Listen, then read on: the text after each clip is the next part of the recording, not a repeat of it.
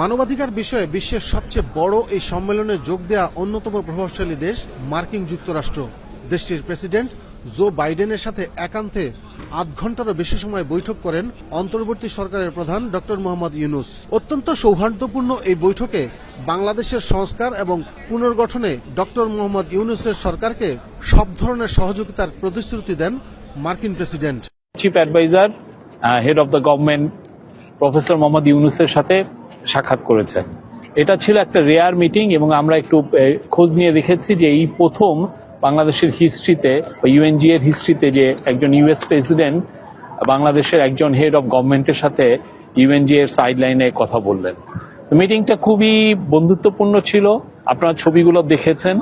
বিগত প্রায় 3 দশকের ইতিহাসে মার্কিন কোন সরকার প্রধানের সাথে এটা দ্বিতীয় বৈঠক। ঐতিহাসিক এই বৈঠকে দ্বিপাক্ষিক নানা বিষয়ের পাশাপাশি জুলাই বিপ্লবে ছাত্র জনতার আত্মত্যাগকে শ্রদ্ধার সাথে স্মরণ করেন জো বাইডেন। জো বাইডেন বলেছেন যে তার ফুল সাপোর্ট আছে বাংলাদেশের প্রতি, বাংলাদেশের ইন্টারিম গভর্নমেন্ট, প্রফেসর ইউনূসের যে ইন্টারিম গভর্নমেন্টের প্রতি, এবং উনি জানতে চেয়েছেন কি কি সাপোর্ট লাগবে আরো। হ্যাঁ, এবং উনি বলেছেন যে এই স্টুডেন্টরা যদি এত স্যাক্রিফাইস করতে পারে তাহলে আমরাও তো আরো অনেক কিছু করতে পারি বাংলাদেশের জন্য।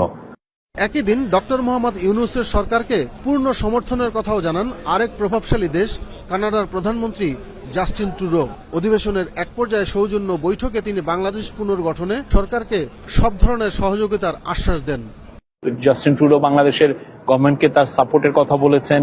তারপরে তারা ফ্রিডম ডিপেন্ড, তাদের দুই দেশের মধ্যে, আমাদের দুই দেশের মধ্যে সম্পর্ক যাতে আরো উন্নয়ন হয় সেই ব্যাপারে আলোচনা হয়েছে। এবং বাংলাদেশের থেকে স্যার যাতে কানাডায় আরো স্টুডেন্ট যেতে পারে সেই ব্যাপারে কথা হয়েছে, এবং আরো দ্বিপাক্ষিক যেই সমস্ত বিষয়গুলো সেগুলো আলাপ হয়েছে। সকালে অধিবেশনের শুরুতেই ডক্টর মোহাম্মদ ইউনূস অনানুষ্ঠানিকভাবে সৌজন্য সাক্ষাৎ করেন জাতিসংঘের মানবাধিকার বিষয়ক কমিশনের প্রধান, ব্রাজিলের প্রেসিডেন্ট, বিশ্ব ব্যাংকের প্রধান সহ বেশ কয়েকজন নেতা।